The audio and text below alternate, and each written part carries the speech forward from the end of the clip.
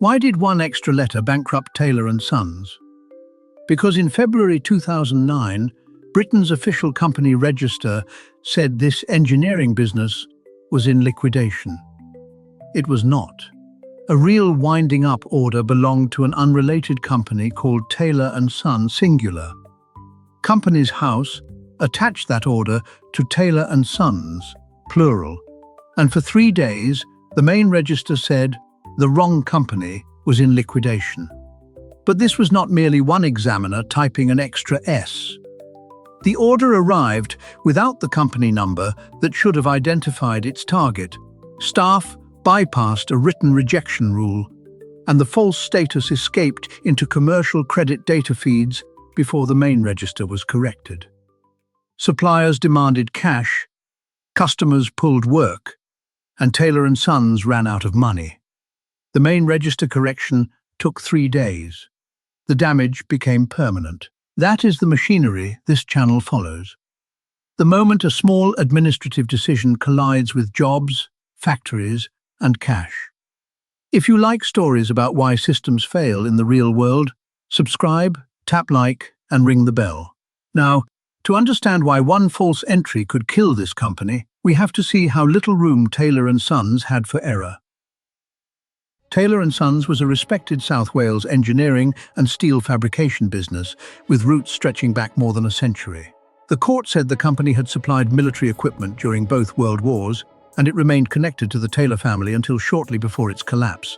But by 2008, history was not enough to protect it. The recession and banking crisis had reduced demand. Its largest customer, Chorus, later Tata Steel, was sending it less work, and a planned property sale had become difficult. Management was cutting costs, pursuing new customers, and working with Lloyds and a restructuring specialist to obtain more finance. Its plan depended partly on selling property and partly on keeping enough bank and supplier support to trade through the downturn. The property market had weakened, Chorus work had fallen, and the company needed time for its restructuring measures to take effect. In other words, Taylor & Sons had problems before Companies House made its mistake. But those problems made ordinary commercial trust more important, not less. That distinction matters. Taylor & Sons was vulnerable. It was not proven doomed. The judge would later find that, on the balance of probabilities, the registry error, not merely the recession, caused the company to enter administration when it did. So this was a business trying to restructure at the exact moment an official database falsely told the market it was in liquidation. On January 28, 2009, the High Court made a genuine winding-up order against Taylor & Son Limited, an unrelated company in Manchester. The document reached Companies House without a company number. That number was the crucial identifier. Names can look alike.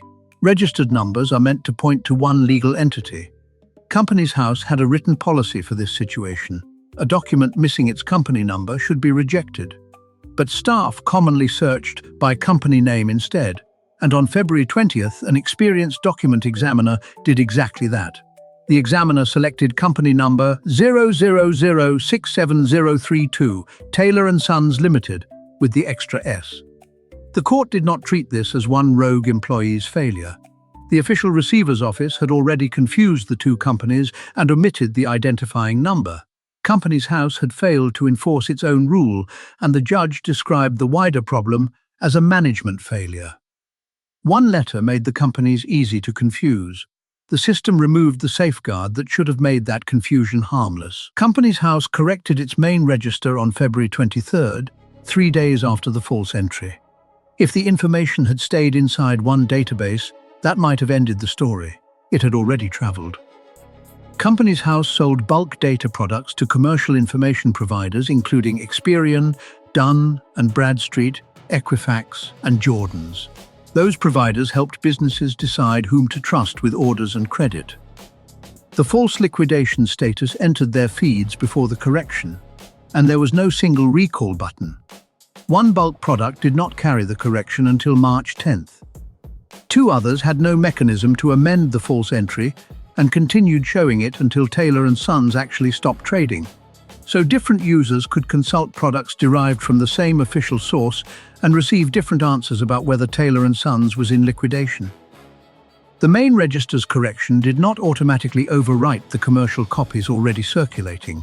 The authoritative source had changed back, but distributed copies kept telling the market that Taylor & Sons was in liquidation. That difference between correcting a record and retrieving every copy turned a database error into a financial event. Taylor & Sons now had to prove it was alive to people whose commercial systems said otherwise. For Taylor & Sons, supplier credit was working capital hiding in plain sight. The company normally received about 30 days to pay suppliers, and in practice, some balances could stretch closer to 90 days. That delay let the company receive material, finish work, collect from customers, and then pay the bill. After the false liquidation notice, suppliers changed the terms.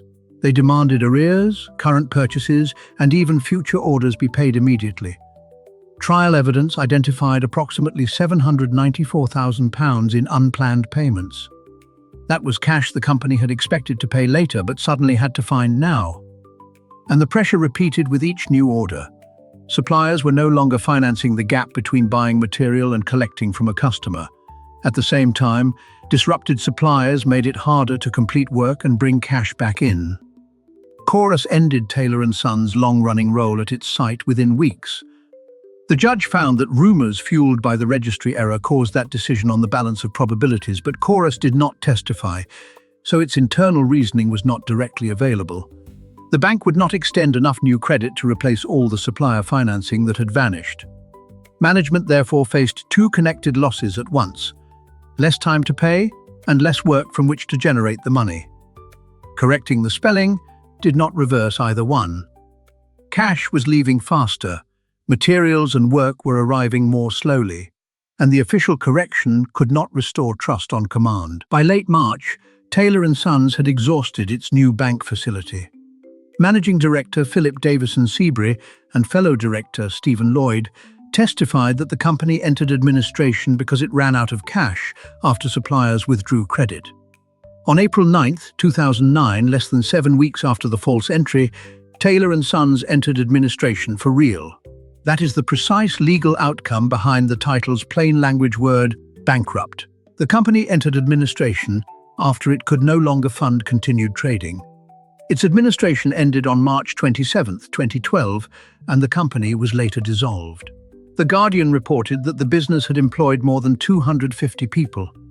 The liability judgment does not establish one exact pre-administration headcount or every worker's outcome, so that figure should be treated as reported, not judicially found. The administrators assigned the company's legal claim to Davison Sebry.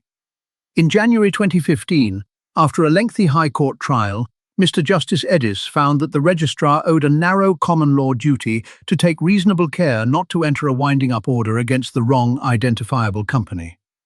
He also found that the error caused Taylor & Sons to enter administration in April 2009. The company's earlier weaknesses still mattered to how long it might otherwise have survived, but they did not erase the court's finding about what triggered the April collapse. That ruling did not create a general statutory right to damages for every mistake in company's house data, and the widely repeated £8.8 million figure was the amount claimed before damages were determined, not the award stated in the liability judgment. So, why did one extra letter bankrupt Taylor & Sons? Because the letter did not act alone. A real order arrived without the identifier that separated two similar names. Staff bypassed the rule designed to stop a mismatch, and an official false status spread into credit systems that could not all absorb the correction. Suppliers withdrew the time Taylor & Sons normally had to pay, customers withdrew work, and a company already weakened by recession could not finance the sudden burden of proving it still existed. The court did not say Taylor & Sons would have survived forever. It said the registry error caused the company to enter administration in April 2009. That is the real danger in one extra letter. Official data does not merely describe a business. When that data controls credit, materials, and contracts, it can decide whether the business gets to keep operating.